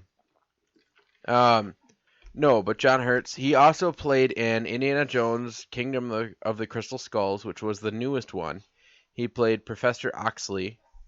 He played in V for Vendetta. He played Adam Sutler. So he's played, and those are just a few that I picked out. He's played in more things than I can even try to attempt to list off. Right. You know, another actor too, bringing us more towards Doctor Who. Even if they're not the next actor, because I know he's gonna be super busy right now because he's new in the Avengers franchise. But Benedict Cumberbatch. He was thought at one point to be he was a possibility that they put up. I really hope they keep him in the cards there because bringing it back around to Harry Potter, the character that played Ron Weasley was also one that was expected that might. Oh, what's his name? It's like Rupert, isn't it? Rupert Grant. Yeah, Rupert Grant. Now, it's funny he'd be a because good doctor too. It's funny because it's a running joke in the series that every time the Doctor changes, he jokes that he's still not a ginger. He's always wanted to be a ginger. Oh yeah. I've seen a little bit of that. So I know that was like one of the first things that David Tennant said as a doctor, isn't it? He was like, "Am I ginger now?" or something like that. Yeah, he said, "I'm still not a ginger" or something like that. And then he throws like a little tantrum when he finds out that he's not. Right. No, but there was a whole list of people that they would expect. Now, it was just released that Peter Capaldi, who plays the current 12th Doctor, is not going to be back for another season. Really? Yes. So that's right. He's the one you didn't like, right? Yes. Mm-hmm.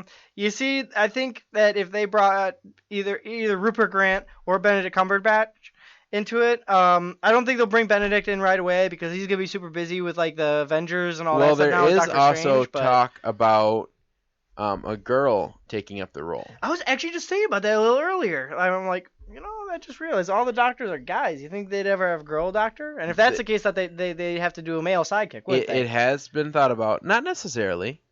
Not necessarily. Because Matt Smith's character had Amy Pond and her husband as his companions. Oh, okay. So sometimes the doctor will have more than one. David Tennant had Captain Jack for a while with Rose Tyler. Really? Yep. So they have had guys. It's not like they have never had guys in the series at all. But no, it's something that's. I think it would. I don't know. I think that they could put a female in the role. I think they could too.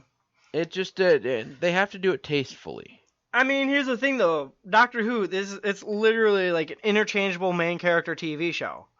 I mean, like, every so often they'll literally switch out the main character for somebody new. Yes. And in a way, that's like a formula for success. If you can actually create a show where you can actually do that. Well, look at you could essentially make the show last as long as you want it to.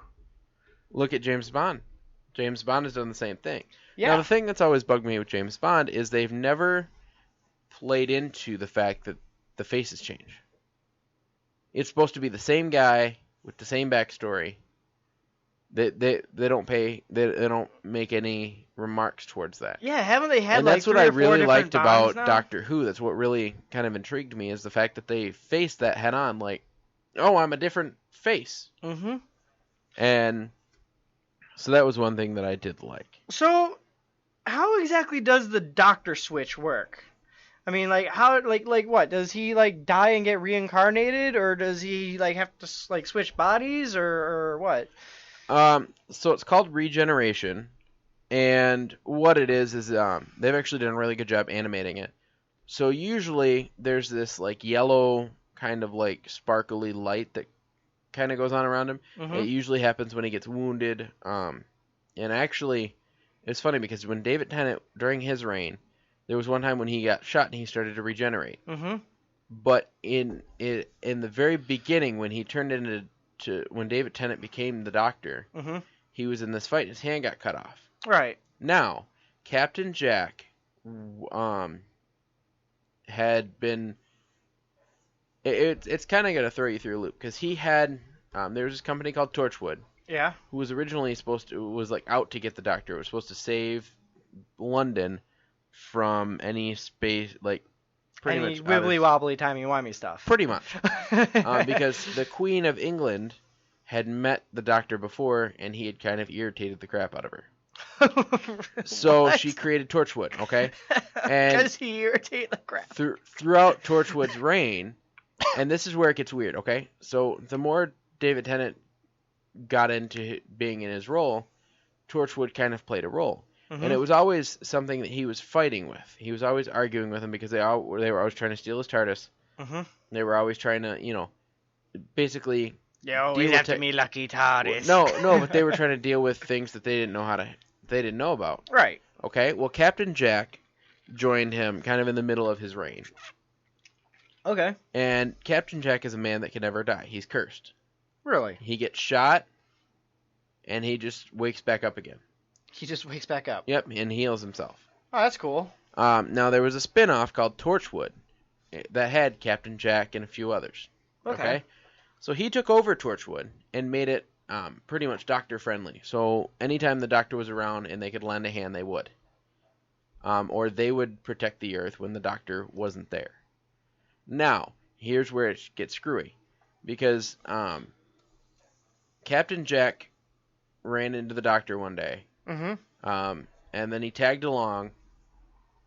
And the Doctor didn't like how he could live forever. So he ditched him somewhere. Ah. And it was way back in time. So Captain Jack lived through years and years and years and years to find the Doctor meet back up in this time. Wait. So he goes through all this work to make Torchwood friendly with the Doctor. No, he hadn't done that yet. Oh. He hadn't even done that yet. Oh, he does it after. Yeah. Really? So this is how it works. Okay, so he meets the Doctor. The Doctor helps him through a couple of episodes. The Doctor is afraid because not really afraid, but doesn't like the fact that he lives forever. Well, yeah, because he's like a Time Lord, isn't he? No. Well, the Doctor's a Time Lord. Yeah, that's what I meant. And he lives forever and just keeps regenerating. But the other guy was not. He was just cursed. Right. They don't know why he is that way, but he is. So the Doctor left him behind.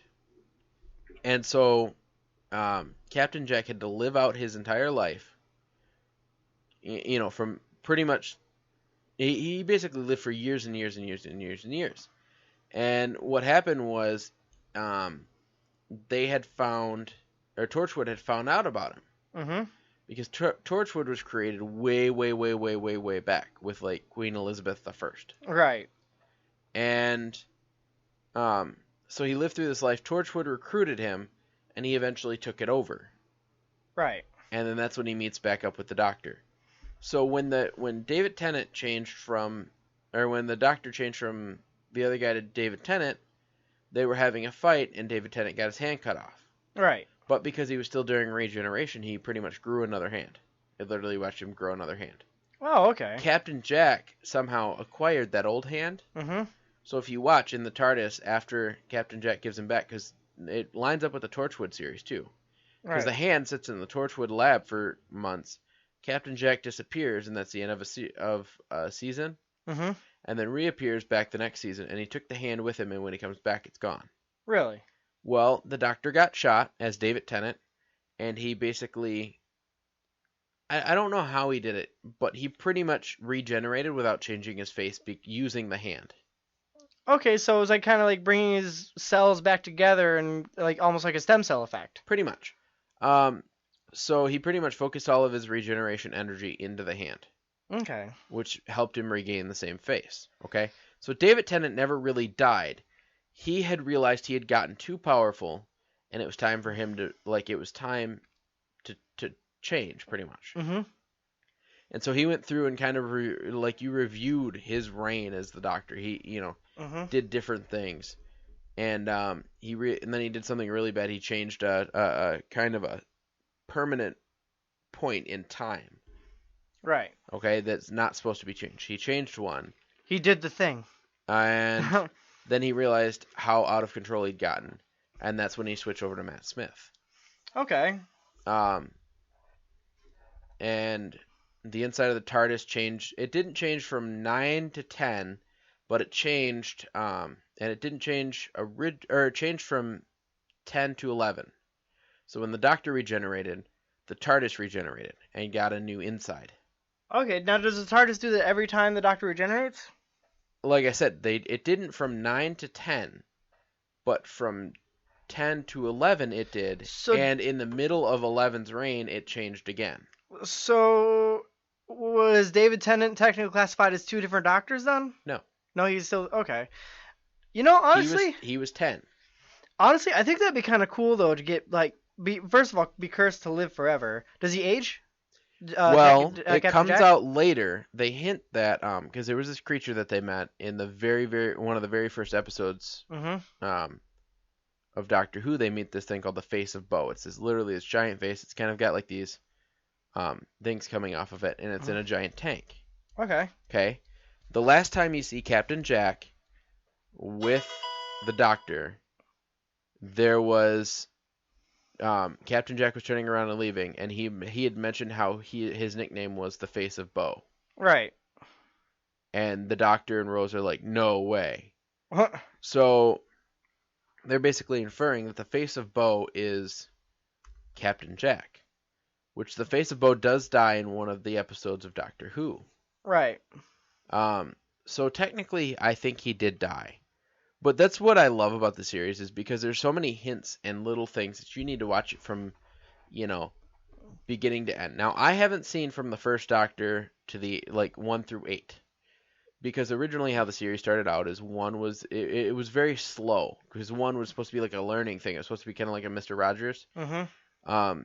And the first Doctor got very sick, the actor, but the show was very popular. So that's where the regeneration aspect came from. Right.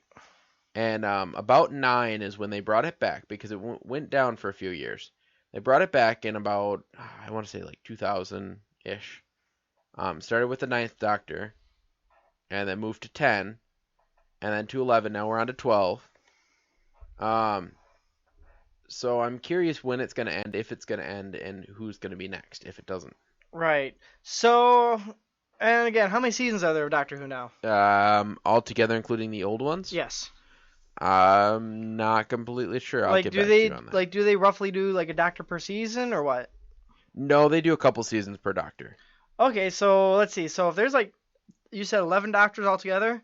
12 right now. 12. Okay. Okay, and the show's been going on since the 60s. Yep. So yeah, I guess that makes sense time wise. It's a little wibbly wobbly if you ask me though.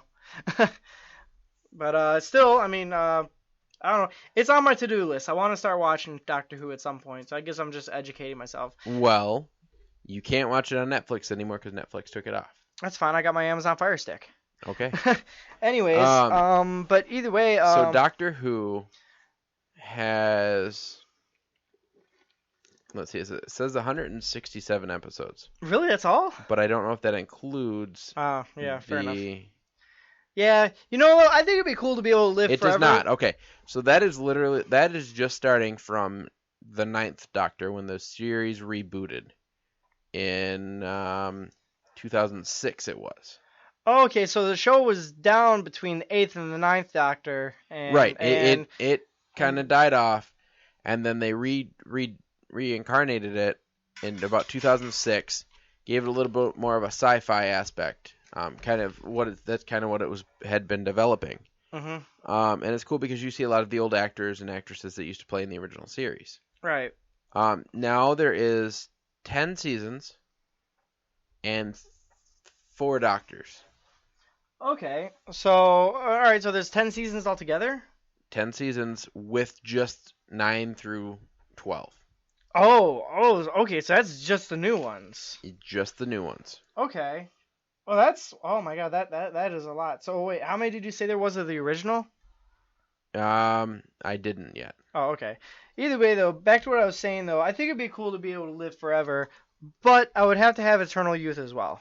Because, I mean, that would be horrible to just keep getting older, but you're not going to die. Well, he didn't really get older. You didn't realize that he changed until you realized he was the Face of Bo. Right. But, I mean, can you imagine, though? First of all, obviously, at some point you would probably go mad just because you've been through so much. But to be able to experience, all of history and basically just, as long as you keep it low key, you could do whatever you want. Right. I mean, especially if you got left back in time, so you already knew what was going to happen. I'm sorry, I'd be one of those guys who, exploits, sports and like who wins when and like bet on it. I'd be one of those people. But I wouldn't do it like outrageously huge. I do it enough to get by, but not to be like famous for winning over and over and over again. Right. But I mean, that's just me. You got to keep low key if you're going to be, so to speak, immortal. Right. But either way, though, Doctor Who is something that I definitely have to start looking into more because it's one of those shows where there's literally a science to it. Yes. And those are some of my favorite kind of shows. I mean, like the long-going shows where you literally have to figure stuff like, you have to, you can't just watch an episode. There are, let's see, this includes many of the old episodes of Doctor Who, mostly stories featuring the first two Doctors, William Hartnell and Patrick Truff, in all 97 of 253 episodes. So altogether, there's 253 episodes. That's a lot. Yes. So roughly about 100 episodes in the original series? And that is all about up to current. Okay. So, that's a lot to catch up on. Maybe I will. But you would be good watching just 9 and up. Right. Now, those are fresh start of seasons, though? Like back to season 1 kind of deal? Yes. That's why I said they're separated, because when I looked it up, season 1 of the new series starts off with the 9th Doctor, but it plays off of the foundation that the original series had led. But now, I have a friend who watched, when it was still on Netflix, beginning to end, because they used to have the old series and the new series. And he said the first couple Doctors are kind of rough. They're very slow. It's kind of boring. Mm-hmm. And it kind of picks up a little bit. But it really gets exciting when you get to 9. So once it reboots is when it gets really, really good. Right. So and that's what I did. I started from 9 and I watched all the way. So did you ever end up going back and watch the originals? I haven't yet. It is on my list of things to do. Okay. Well, then maybe I'll pick it up from the 9 because the thing is pick it up from the 9. Because when you got like 100+ episodes of old, rough to get through kind of stuff. I'm not saying it's bad. I'm sure it's good, but at the same time slow. It's hard. It really is. Like I remember I went back and tried to watch the original Dragon Ball. Which for those of you who don't know, which you should, Dragon Ball is kind of like the precursor to Dragon Ball Z, which is like something that a lot of kids in our age group grew up with. Dragon Ball had. I didn't know that there was an original Dragon Ball. I thought Dragon Ball Z was the only one. Nope, there was a Dragon Ball as well, which was where Goku, the main character, was a kid. And don't get me wrong, the story was great. It was a great show. But I tried to go back and rewatch it like a year ago, which was my mistake because here the thing is, the animation was totally different back then because it was a long time ago.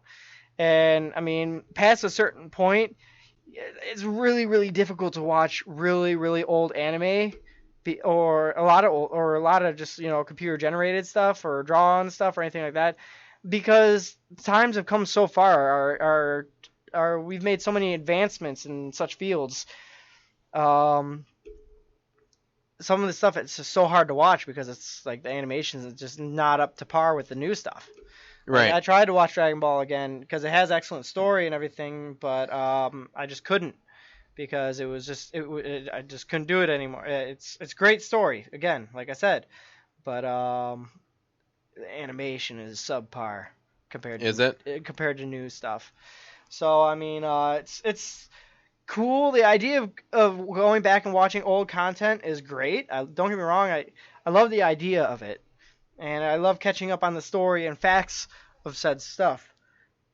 But if the content or the animation or the quality of it just isn't up to speed with the entertainment of today, right? It just it's very difficult. Okay. So I mean, like I said, or like you were saying, like the original Doctors, it was very slow, picking up. But with the new stuff, it's easy. It's the same story with like Dragon Ball versus Dragon Ball Z. Dragon Ball had its animation was difficult, but with Dragon Ball Z, it's more up to speed. And now with Dragon Ball Super, which is like the new one. There's a new one? Yeah, they actually had a couple new ones. There was Dragon Ball, there was Dragon Ball Z, there was Dragon Ball GT, and then there was Dragon Ball either Z Kai or just Kai, which was essentially just Dragon Ball Z updated to be I don't know what. And then there's Dragon Ball Super, which I heard is actually really good, but I don't know. I've heard good and bad about it. But that's the thing. There's a lot of animes like that where they'll have this, and then they'll have part 2 with some weird name, part 3 with some weird name, part 4 with some weird name. I mean, it's not just animes. I mean, a lot of stuff does that. I mean, look at let me think. Ben 10. You remember Ben 10? I do. From I think it was Cartoon Network. Yeah. Did you even? There's several universes to that. Yeah, there's his uncle dies in one of the universes. There's 4 or 5 different reboots to that show now. And Yeah. I remember when it was new. Yep. It was a good show though. I enjoyed it. I liked it. But I liked the episode where he goes to the future and meets his future self, and his future self has access to all these different new aliens and everything. Right. And he unlocked the master code and all that. That was cool. It was actually a pretty cool show. Kind of underrated, really. Okay, kind of reeling it back in. Yeah. Talking about somebody else who passed away recently. There was a very famous star. Her name was Mary Tyler Moore. I don't know if you know who she is. I am unaware. Okay. Mary Tyler Moore was a very old actress. Okay. She was about 80 years old. And she was born in about 1936. 1936. So hang on, let me go ahead and keep talking. Let me do the math on that real quick. And she always wanted to she wanted to show everybody that she'd make something of herself. And she played in a little bit, a couple things here and there. But she really didn't strike it big until she starred on the Dick Van Dyke Show in 1961. All right. Now, you know who Dick Van Dyke is, right? Oh, yeah. Okay. Dick Van Dyke had his own show, and she played his wife in the series and did very well. And it took the show took off, and actually, it didn't do so well in the beginning. They gave it a chance, didn't do so well. It got pulled off the air. A different network played reruns and got a fan base behind it and then picked it back up again. Really? Yep, and that launched her career. From there, Mary Tyler Moore got her own show. It was called The Mary Tyler Moore Show, and that was the concept of that was it was about the life and the trials of a young single woman and her friends, both at work and at home. So it was just about a single girl. Her name was Mary Tyler Moore. And it was kind of about her life, her character's life. Okay, it wasn't actually her life. Right. Now. A reality show, so to speak? No. They did these things. It's kind of like where they call it the Dick Van Dyke Show. Right. In the show, he played Dick Van Dyke, but it was a character. He used his real name, but it was a character. Oh, so kind of like Will from like Will Smith and Fresh Prince of Bel-Air. Yes. Okay. Yes. Okay, makes sense now. And Mary Tyler Moore was the same thing. Now, the reason the Dick Van Dyke Show got the name it did is because they had no clue what to name it. Okay. And that had been the trend, is that it had just been a person's name and then show at the end. Right. So they ended up naming it the Dick Van Dyke Show. But that soared her career. And so then after that, she picked up her own show. She did that for a long time. And then after that, she kind of just popped up here and there. And it was one of those things where she was very famous. Dick Van Dyke, however, he always had a job. He always had work. He went from the Dick Van Dyke Show, and actually I think while he was doing the Dick Van Dyke Show, he also did the movie Mary Poppins. That's right. He was in Mary Poppins. And the movie Chitty Chitty Bang Bang. And he was in Chitty Chitty Bang Bang. He was. And even in his older years, he started doing things like there's this show, I love it to death. It's called Diagnosis Murder. I don't know if you've heard of it. I have not. It was a show, and Dick Van Dyke played a guy named Dr. Mark Sloan. He was an MD, and he worked at a hospital called Community General. Well, he was also very good at solving crime, so he would consult medically with the police department. So kind of like forensics, which his son was a part of. This was before forensics. This was just right. And he would consult because this is funny because his actual son played his son on the show. That's cool. So he got to work with his son. So it's a really great series. If you ever get the chance, I suggest you check it out. But anyway, so the Dick Van Dyke Show soared her career and got her own show. Nice. And the Dick Van Dyke Show ended after 5 years because that's all they said they were going to do. Is they said they were going to do 5 years. Mm-hmm. So for 5 years they ended. They were all sad it was ending, but it made way for newer things, bigger and better things. So it was really kind of I was really sad to hear that she passed away. She was 80 years old. So she had she had a full life. She was actually just at, I think it was the Golden Globes. No, it was the Actors Guild. Yeah. It was a award show that just happened recently because she passed away in literally the last few days. Right. Just like Hertz. Right, just like Hertz. Which is why I brought this up, just because she was so good. Mm-hmm. But she was not only an actress, she did soundtracks, and she was a producer for a little while too. Oh, that's cool. Yeah. So, like you said, you hope that this year isn't starting a trend like last year. But if you think about it, a lot of the actors and actresses that are icons are getting about the age where this is going to start happening. Mm-hmm. So well, it just goes to show that time isn't classified by a year. Time is relative. right. Just because it's a new year doesn't mean things are going to change. Right. So, I mean, it's new year, new me, not so much. But, I mean, it just goes to show this kind of thing is going to happen. I dread the day when we're going to lose people like Bill Nye or Betty. Never mind, I'm not even going to say that because... Well, okay, so my top favorite actors are Andy Griffith, who passed away, Alan Alda, who played in MASH, Dick Van Dyke. Those are like my top 3 favorite actors. And like top 3 favorite actors or top 3 favorite older actors? Actors. Actors in general. In general. I can't even pick a favorite actor or a favorite top 5. But they're my favorite because I like a lot of the older shows, which Right. they all start in. Now, Andy Griffith passed away a few years ago, Mm-hmm. so I've only got 2 left. Dick Van Dyke is getting up there, and so is who was the other one? Alan Alda. They're both getting an A. There's another one too. Christopher Lloyd is an amazing actor. Christopher Lloyd is awesome. But he's getting up there too, isn't he? He's Yep. like in his 70s or 80s. He now. actually looks pretty good for his age. Yeah, for his age, he looks excellent. Because a few years ago, when it was the year that Dr. Brown and Marty McFly came to the future. Right. Man, they would have been disappointed. Well, but they did like there was this thing that Jimmy Kimmel did. It was like a whole skit they wrote in a DeLorean. Oh yeah. And, I have to watch that again. That was amazing. They dressed up with You know what? If you can find that video, you should put that on the page. Okay. But I yeah. will be sure to do that. Mm-hmm. And what else? Oh yeah, a picture of that Zumwalt ship too that I was talking about. That ship's pretty cool. People should see that. Okay. But anyways, moving on. It's sad to hear that these people are passing away, and it sucks because in 2 weeks we're probably gonna have 2 or 3 more names on this list, which is really sad to say because I mean it feels like every 2 or 3 weeks we have somebody on Well, and I mean Betty White she was 90, 2 or 3 years ago.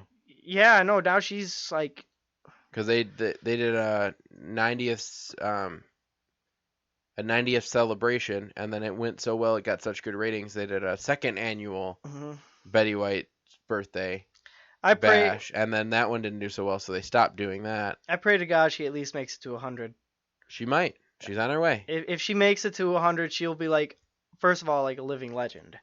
Because here it is, she's like one of the most popular older actresses of all time, and making it to 100 is just like a mega milestone in today's day and age, Right. Okay.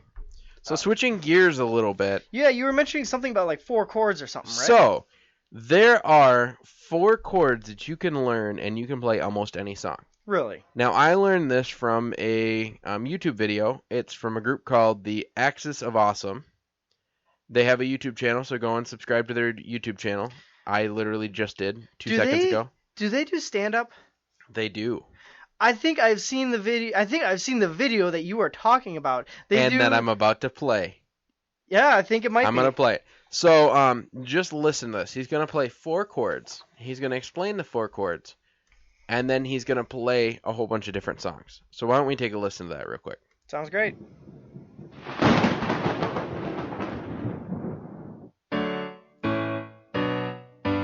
There's the 4 chords. Yeah, that's Don't Stop Believing by Journey. Yeah, this is the same one.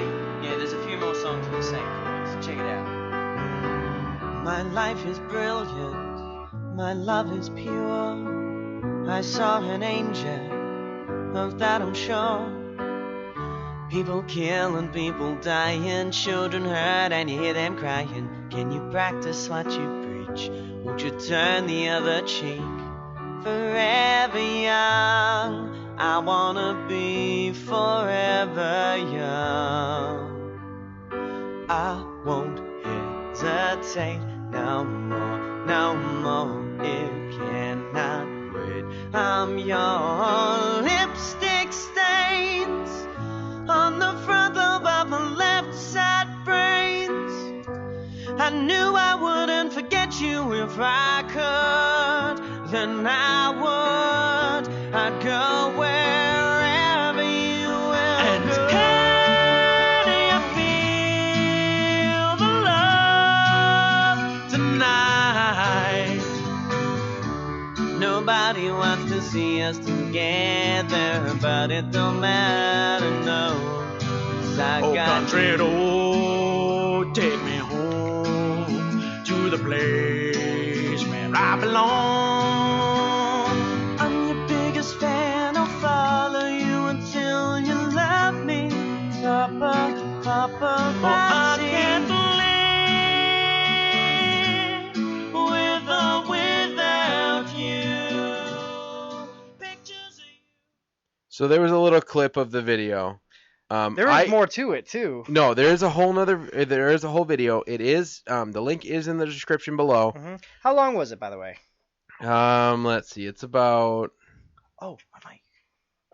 Is my mic up? yes. Oh, okay. Everybody can hear you. I thought I wasn't hearing me for a second. No, you're good. Anyways, yeah, you know what? I've seen this video before. As soon as I read 4 chords, I'm like, oh, please be what I think this is, because this is amazing. I think It's about a 6-minute video, and it's cool because those are literally, if you listen, they're playing the same 4 chords. Yep. Even when the guitar comes in, it is still the same 4 chords. Mm-hmm. And those chords are E, B, C sharp, and A, and it's in the key of E. So I mean, playing guitar. Well, I haven't played in a minute, but I play guitar and bass. Right. And you know, I've learned a lot of these chords. Right. And so you can play almost any song. If you know these 4 chords, which I know at least 3 of these, you can play almost any song. Yes. And it's great. I mean, first of all, like they kicked that off in the video. They might have a couple different versions, but they kick it off in the video with like just joking about it, and they're just telling me like, hey, no way, man, you can't. And then the guy on the keyboard, he starts playing and like, oh yeah, this is Journey, and then he starts going into all this other stuff. Yeah, there was this there's a bit that they did live, Mm-hmm. and they come out and they're like, oh, we haven't had a number 1, and he's like, you know why we haven't had a number 1? Because we haven't used these chords. We haven't had a 4 chord. Yeah. He's like, what's a 4 chord? And he's like, you can play almost every song in the last 40 years using 4 chords. It's that simple. But, no, I was just intrigued by this. Because if you listen, it's true. Like, I'm sitting there going, nah, no way. Yeah. And he played it, and I'm like, oh my. Exactly. And they started off with Journey, too. Yep. That was the thing that just blew my mind. And they, in this version, they did a portion of a John Denver song, which was "Take Me Home, Country Roads." Yeah. So it was like, not only is it pop, but it goes to country, And so all kinds of stuff. I found this just fascinating. Oh yeah, it's mind-boggling, and not even, it's mind-blowing. It's mind-blowing. And you know, and even a lot of songs too, like even if they're not in the key of E, you could change songs. I mean, like there's songs that you can play them in different keys and they'll sound just fine. Right. You can't do it with every song, but there are some songs that you can do that with. So really, I mean, if you want to, you could use these 4 chords and play, just about any song you want. As long as you got the skill for it. And it will sound just like the song, the actual song. Exactly. And yeah, I've seen this video before, and I loved it so much that I didn't have means to download it at the time, but now I do. I'm probably gonna go home and download it tonight as a soundtrack on my phone. But I always like every time I've seen this video before, I'm just sitting there and I'm just like loving it. And each time they would change the song, I would get goosebumps again because I'm like, oh my god, it works. And then the next song But I is mean, on, and be like, oh my god, it works. They did everything from like Journey to The Fray to John Denver To Lion King. That was really funny because he wore like the Elton John glasses and like a scarf looking thing and had a lion in his hand. But they played, here's just some of the songs. They played Don't Stop Believing by Journey, You're Beautiful by James Blunt, Where's Love by the Black Eyed Peas, Forever Young by Alphaville, Jason Mraz, I'm Yours, Train's Hey Soul Sister, The Calling, Wherever You Will Go, Elton John, Can You Feel the Love Tonight from Lion King, Akon, Don't Matter. Wait. Can You Feel the Love Tonight? That was Elton John? Yes. You didn't know that? No, I didn't know that. Yes, that was Elton John. Oh my god. You got Lady Gaga, Paparazzi, and this is about where we stopped. They did a song from U2. They did a song from The Last Good Night, Maroon 5, The Beatles, Bob Marley, Men at Work. All these different bands, all these different songs. Green Day. They did Green Day in there. They did When I Come Around. Kelly Clarkson, Joan Osborne, Avril Lavigne, The Offspring. They did 2 of their songs. Yeah, that's a whole genre that's really, really cool though. Akon, Justin Timberland. They did Bon Jovi, Lady Gaga, Aqua's Barbie Girl, Hot Chili Peppers. I mean, you name it. 5 for Fighting. Oh my god, that's crazy. Yeah. I always love that kind of stuff though. When you get song mashups, there was one that Anthem Lights does some really good mashups. Usually they'll do it by year. They'll take the best songs of every year and mash them up together. There was this one song. I don't really know if it was a song because it was a mashup. But my coworker Jordan at work was playing it, and it was Smash Mouth's All Star, Rockstar, whatever. Right. And Green Day's When September Ends. And they mashed them up together, and man, this stuff was like sweet honey to the ears. It was beautiful. If you ever get the chance, go on YouTube and just type in mashups, song mashups, and you will get some of the best. Like I said, Anthem Lights has done some really cool ones. I'm gonna have to look that up. Anthem Lights. Yeah, they're one of my favorites. They've done. That's all. Is that what their main thing is? Mashups. Pretty much. They do melodies. Actually, is what they're technically called. Melodies. Because it's a melody of a whole bunch of different songs. Right. But they'll just take like 3 songs that are really cool and they'll throw them all together. Like they combined the Let It Go and Don't Stop Believin', and that was really good. Oh, that sounds pretty cool. It was really cool. Like I just thinking of that. I was just watching this video recently, where they were testing millennials on hit songs from. I think. You know, you're technically a millennial, right? Are we? Yes. I thought we were before the one just before millennials. I thought we were like No. Gen Z or Gen Y or whatever. Nope, we are millennials. We were born in the 90s. Yes. Are 90s millennials? Yes. No. Yes. I think the millennials are like what? Like 94 and up? No. No? No. No. No. No. I don't know, but you know what? I was watching this video where they were testing millennials on like songs from like the 90s and the 2000s and all that. And it was sad because like all the kids in this video were born 2000 and up. So and like it was just hilarious watching them fail at this because they could not guess any of these songs, and there were some good ones in there too. They had Boys to Men in there. They had. Let me think. I'm trying to remember some of the songs that were. I don't remember any of the songs that were specifically in this video because I was watching this like last week or whatever. But it was just funny because all these kids born 2000 and up. Okay. Are we're guessing these, most of them wrong. Millennials or Gen Y are born 1977 to 1995. 1977 to 1995. That was what? Gen Y? which is the millennial.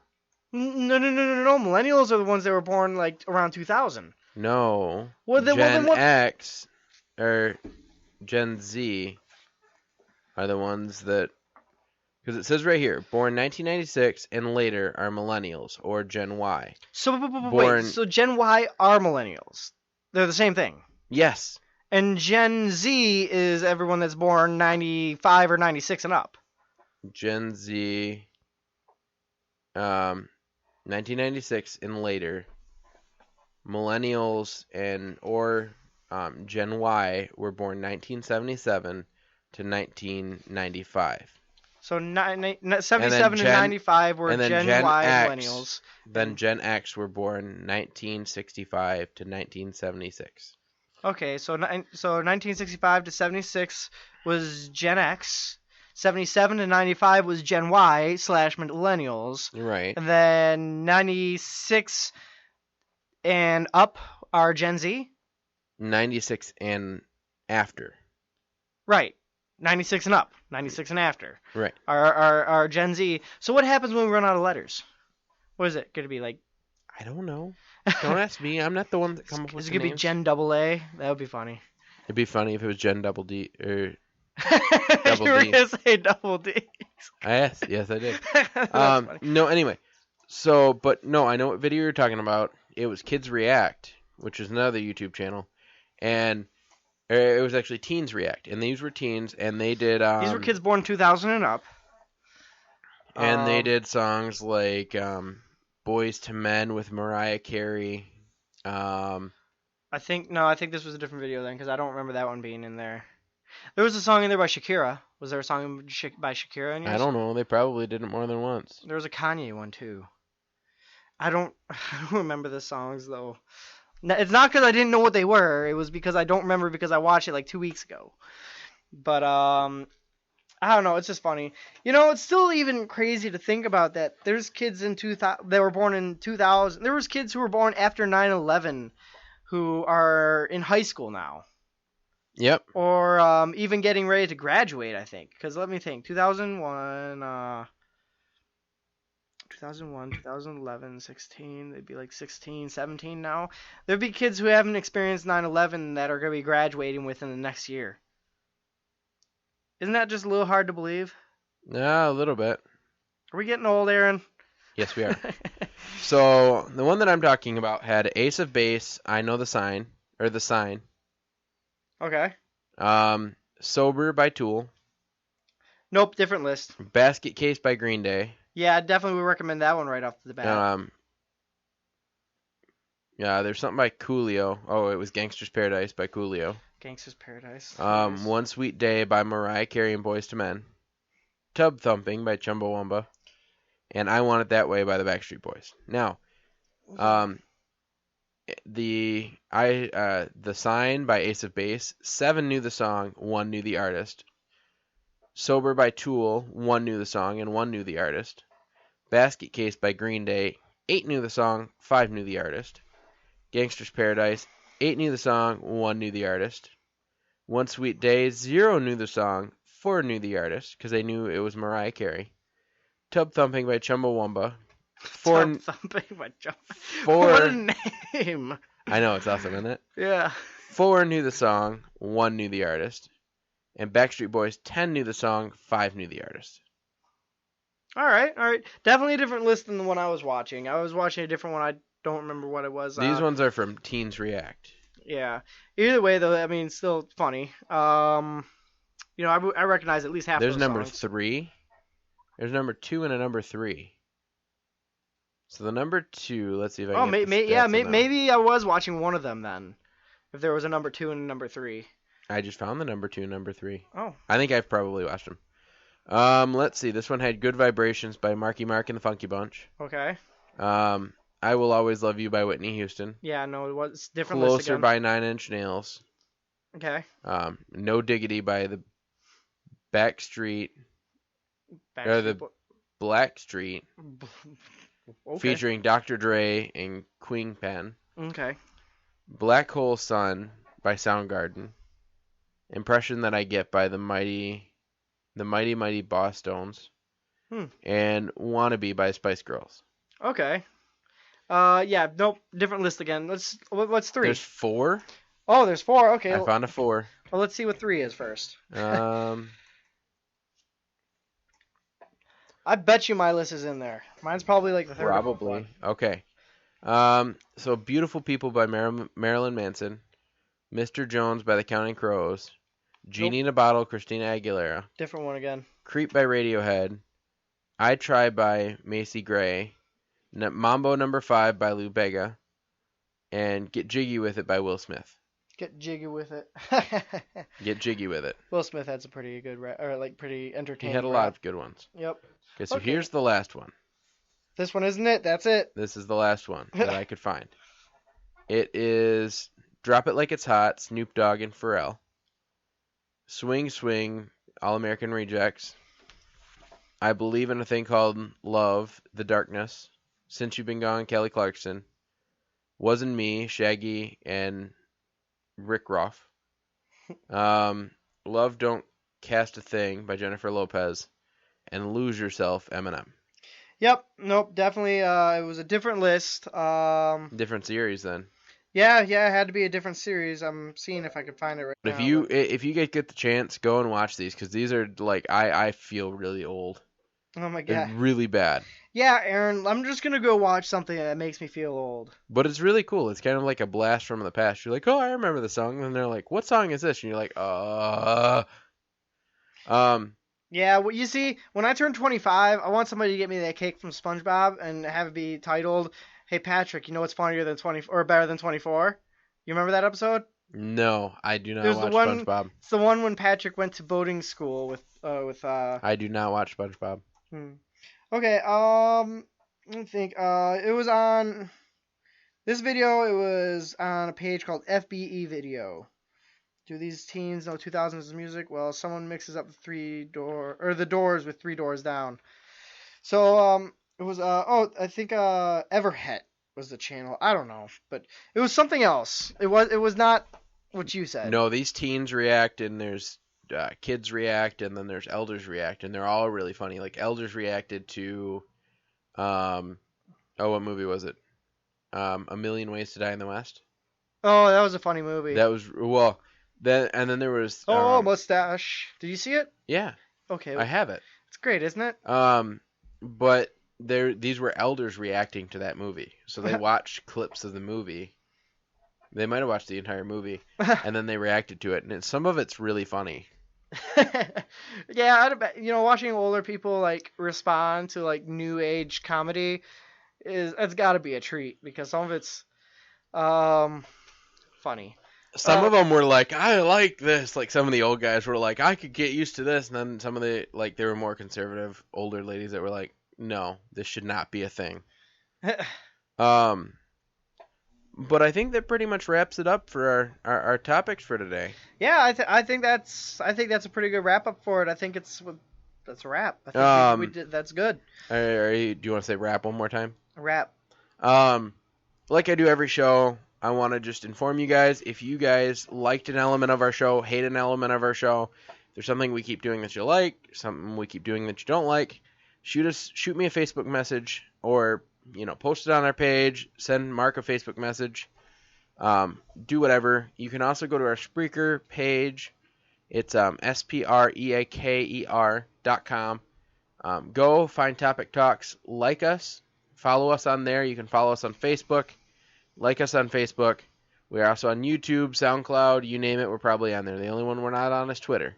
I am personally, the show is not, and I'm still working on that. Yeah. We are also working on taking phone calls, so that'll be a new addition. I'm still trying to That'd be cool. iron out some of the details, but other than that, we're almost ready, set to go. So like I said, if you guys, this show is all about you. It's what you want to hear. Every week I try to get stuff that is new, but isn't being repeated by the same news stations 50,000 times. Right. So give me your feedback. Tell me what you think about the show. It only makes us better. And I think that's pretty much it.